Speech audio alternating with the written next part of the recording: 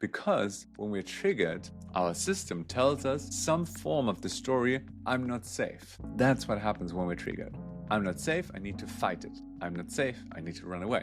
I'm not safe, fighting or running away won't work, I'm just gonna freeze. If you feel something rising up inside of you, like the fight impulse or running away impulse or freezing impulse, if it's like fight or flight, for example, how can you not follow that first impulse? So that's the first most important step, pressing the pause button. And because this topic is so important to me, I decided to write a children's book about this topic, Lara and Her Protector. And I want to share this experience and knowledge with many other people because my hope is that we can then develop more skill in navigating this and dealing with emotional triggers. Welcome to today's Stream of Consciousness episode. Today on the topic of navigating emotional triggers, from reactivity to inner mastery. I believe that we all have triggers. We all have emotional triggers, and every now and then someone presses our button and we just poof, explode. That's why I believe it's so important and crucial to learn about the mechanism behind it. Learn about why we actually behave the way we behave and react, and especially learn approaches and practices that support us in moving from exploding completely emotionally by being triggered to actually inner mastery and dealing with the experience in a very skillful way. That's why I decided to create this episode to share a little bit of my experience and perspective with you. So let's get started. Can you remember the last time that someone pushed one of your trigger buttons? Where was it? Who was it? When was it? And can you still remember what the trigger was? And the trigger is, for example, someone said something, someone did something, something happened. And that's, to put it into context, not the bad thing, quote unquote, but that's just what triggered some kind of reaction in your system.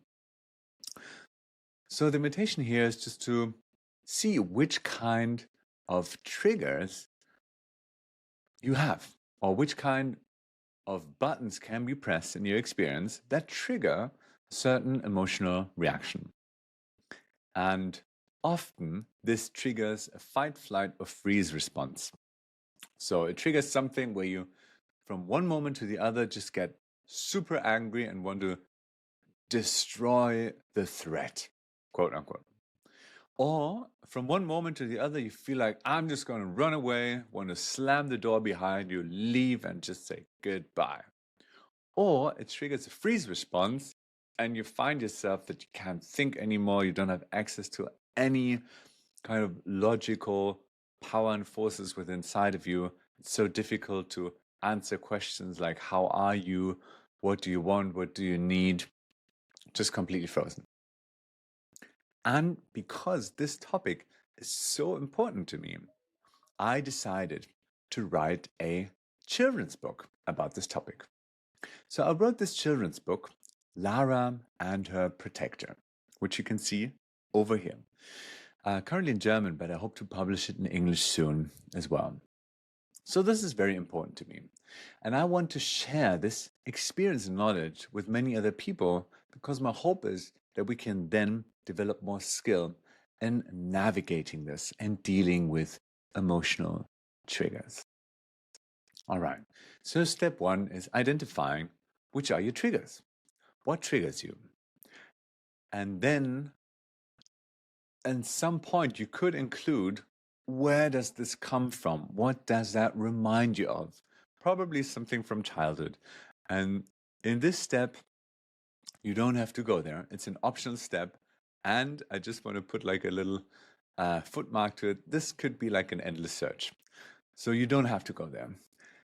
Step 3 would be, so to say, learning the skills to, first of all, not react in a way that you actually don't want to react. Like punch another person in the face, for example. Could be a reaction, but I believe that in the core, you actually don't want to do that. So, how do I not react in that with that first impulse? And the second part of that step 3, so to say, is how can I bring myself back into balance again? All right, this as a little overview. Now you might have already taken a look at the list of triggers that you experience. Step 2, totally optional, diving into the past. And step 3 is the first part, pressing the pause button. If you feel something rising up inside of you, like the fight impulse or running away impulse or freezing impulse, if it's like fight or flight, for example, how can you not follow that first impulse? And that could be taking a breath, not reacting, taking a sip of water, not reacting, opening a window. Whatever it is, it doesn't matter as long as you get to press the pause button. So that's the first most important step, pressing the pause button. And there are certain strategies that could help you on a more like physical, like embodied somatic way, where you take a breath, for example, or you move a little bit.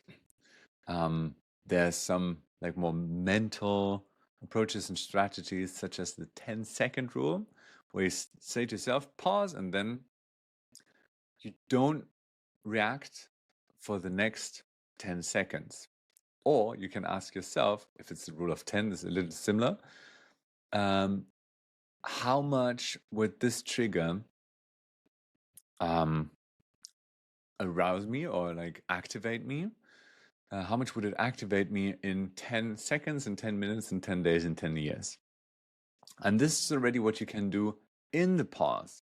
So after pressing the pause, like drinking water, taking a couple of breaths, opening a window, then what you do in this pause is how you can bring yourself back into balance and center. And there's, for example, this rule of 10. It's a more mental approach, asking yourself, how much will this affect me in 10 minutes, 10 days, 10 months, 10 years? Or what I really love to do is working with the nervous system. And that's also what my children's book is all about, working with the nervous system. And there are two general ways to go about it. You can either down-regulate, and this is, for example, taking breaths, calming yourself down, could be some soft tapping, could be like hugging yourself, it could be just like placing your warm hands in your face, breathing, giving yourself a little self-massage. This is all down-regulating. And then this other part is moving with the energy. Because if you cross a certain threshold, down-regulating won't work. If you're like totally activating, you want to punch someone in the face and then just breathing can work, but there are also other ways. So you can move with this energy in an intentional way.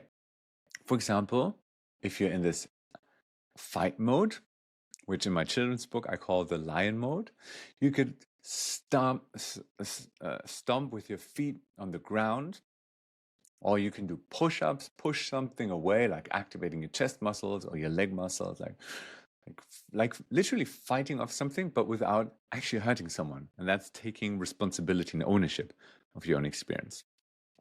Or if you feel that it's more like a flight mode energy, you could actually start running around and just like activate your legs.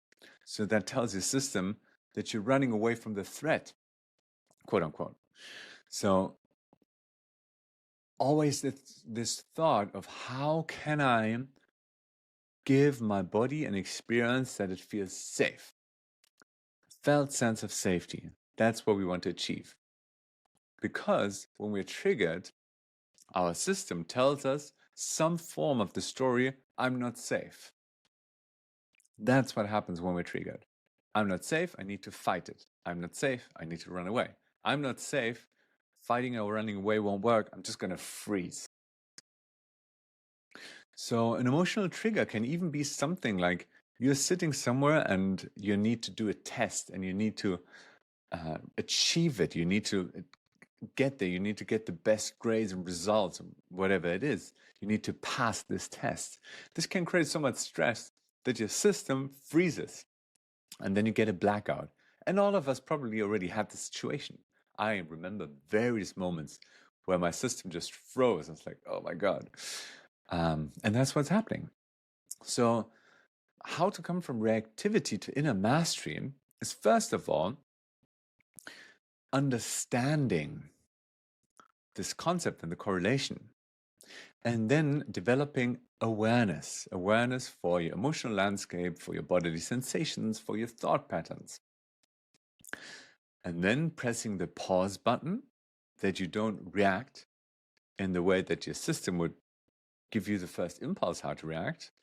And then choose something, some kind of regulation practice that you can come back into inner balance. And that's basically the game, how to navigate emotional triggers. Of course, there's much, much more that I can share with you. Practices, simple tools, processes, a lot of knowledge and information behind that for you to understand even better. And I would also love to guide and support you on your personal path with your personal experiences, situations, and triggers, how you can integrate this more and more and more. So if you're ever interested in that, just reach out to me. All right. Now we're coming to this end of this Stream of Consciousness episode. So I really hope that that was inspiring for you, that you learned something new, and I'm looking forward to connecting with you in the next episode of Essence.